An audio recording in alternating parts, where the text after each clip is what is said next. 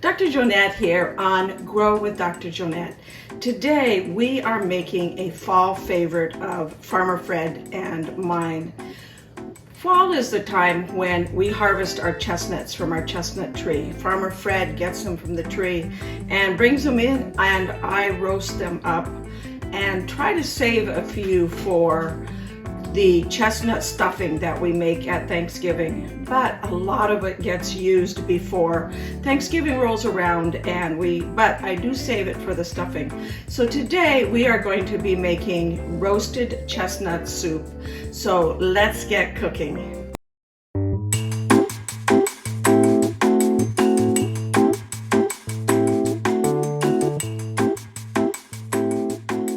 So I've added to a 3-quart heavy bottom kettle about 4 tablespoons of brown butter. I made the brown butter ahead of time.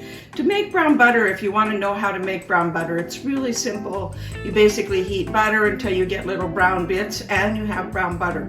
But I have a whole tutorial on my website at growwithdrjonette.com if you want to see how to make it step by step. So we're going to go ahead and start heating our brown butter. To our brown butter, we're going to add some celery, about a stick of celery, about 3 ounces of celery, some carrots, about 3 ounces of carrots, 2 large shallots, about 4 ounces of shallots, and 2 cloves of minced garlic. And we're going to saute that all up here in the browned butter. While that's cooking, let's talk about our simple is smart tip.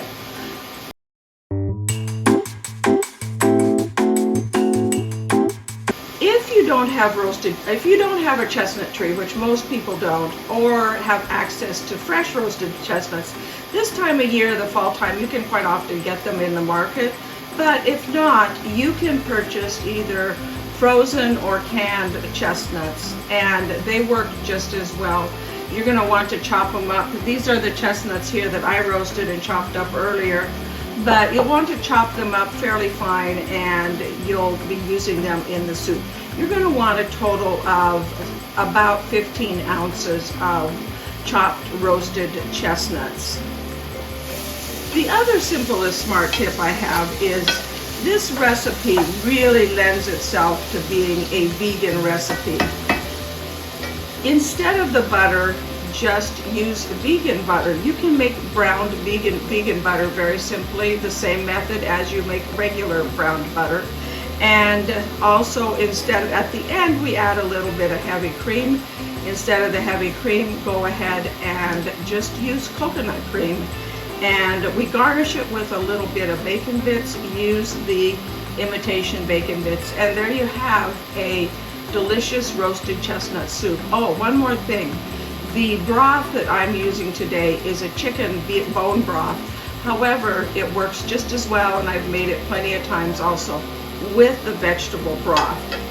So now that we want to cook this probably about 2 or 3 minutes until our chestnuts until our onions are translucent and everything is nice and aromatic, which we're getting close to that right now. Once that's all cooked, once the shallots are translucent and it's nice and aromatic, go ahead and add your chicken broth,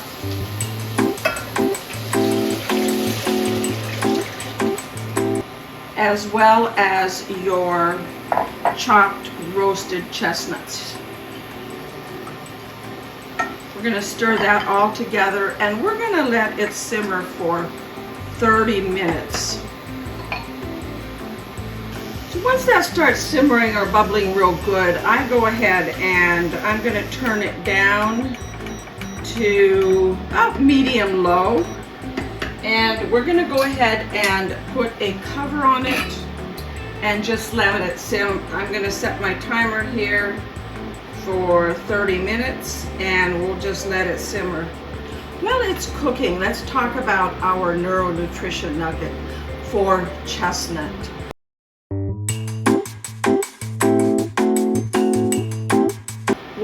chestnuts a great food for your brain as well as your body. Chestnuts are high in fiber, and any food that is high in fiber provides good nutrition for your brain via your microbiome of your gut. Your gut feeds, the microbes in your gut feed on the fiber in your diet, and they are what make your serotonin. About 80% of the serotonin that's made in your body is made in your gut. They also make adrenaline. Both of these neurotransmitters are important for mood, memory, as well as helping us think and cognition. In addition to that, chestnuts have vitamin C and also vitamin B6. Vitamin B6 is important for brain development, as well as for our brain to be able to create new brain cells called neurogenesis and neuroplasticity, as well as helping our brain rewire itself. So chestnuts would be a great addition to your diet, whether they're in the form of a soup, in stuffing, or just eat raw, or just eat roasted chestnuts as a snack. So our roasted chestnut soup has now been cooking for 30 minutes, and we've got a nice, rich looking soup. What I'm going to do now is puree the soup in a blender. You want a fairly powerful blender to puree it, and also one that has a fairly large container. What you don't want to do is overfill your container, because the soup is boiling hot, and when you go to puree it, sometimes it will almost, the heat temperature of it will cause it to almost explode out of the container. So you want plenty of room for it to kind of expand, and the hot gases and the hot air to kind of expand as you puree it. So I usually do it in a couple of batches, at least a couple of batches. We're going to start here by putting about half of it, it looks like, into the blender.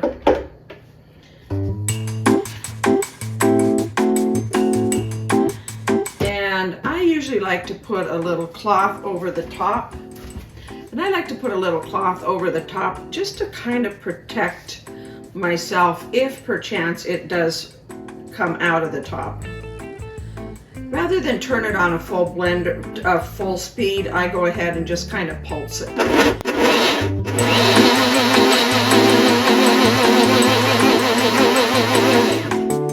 It looks nice and smooth. Let's take a look here. You can see how hot it is, all the steam coming out of it there. And that looks great. I'm going to go ahead and put it in another kettle just so that we can make room in it for the next batch.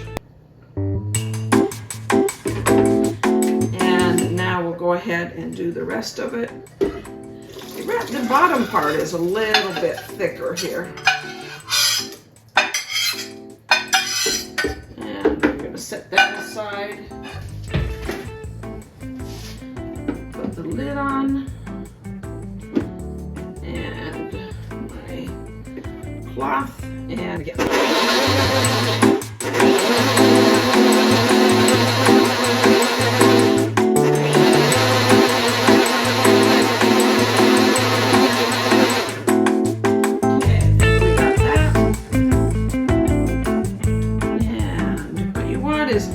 See how much thicker this is than that first batch. The chestnut actually acts as a thickener for the soup. So there was a lot more chestnuts in the second batch, and they thicken the soup, and so I think it gives it about the perfect consistency. If you think it's a little bit too thick, you can add a little extra broth to it. Some people like their soup not quite so thick. I think this is a great consistency, and I'm going to just scrape out the last of the soup here.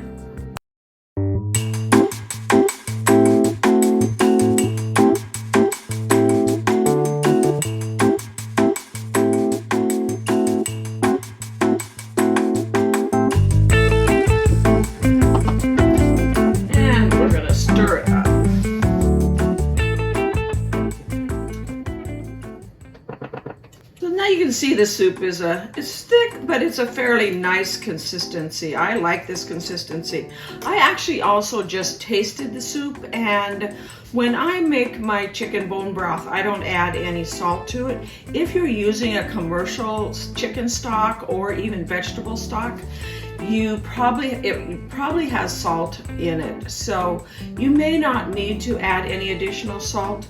Because there's no salt in my broth, I'm going to go ahead and add about half a teaspoon of salt to the soup, because I feel when I tasted it a little bit ago, I thought it needed a little bit more salt. And then the last thing we're going to add to the soup is a half a cup of heavy cream. If you're making it vegan, of course, go ahead and add the coconut cream to it.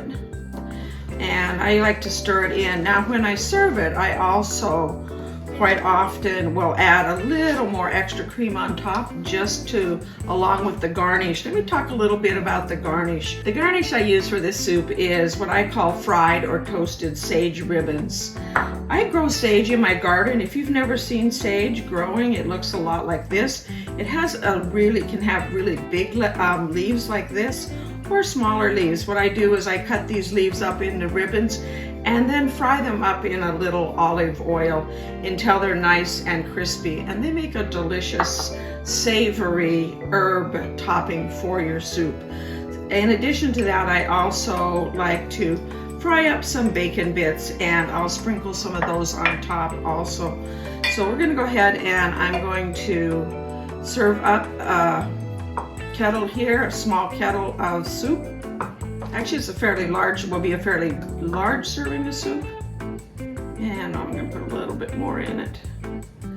This recipe makes about 3 of these type of kettles, which is a cup, probably about a cup and a half. This recipe makes about 6 or 7 cups of soup. So if you want a smaller serving, just serve a cup of soup. But if you want a larger one, 1 to 1.5, 2 cups of soup. And I'm going to go ahead and drizzle a little more heavy cream on top.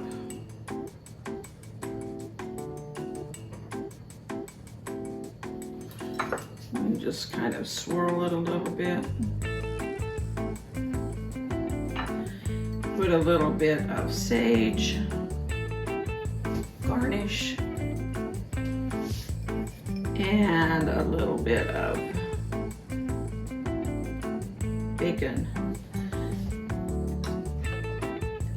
And there you have it, a delicious roasted chestnut soup. Thank you for watching, and if you enjoyed this video, thank you for clicking the like button as well as subscribing to the channel. Also, sign up for notifications so that you will be notified next time I post another delicious recipe that's not only good for your body, but also healthy for your brain. And this way you don't miss any of my neuronutrition nuggets or my simplest smart tips. Also, for more information as well as the full recipe, go to my website at growwithdrjonette.com, and we'll see you next week on Grow with Dr. Jonette.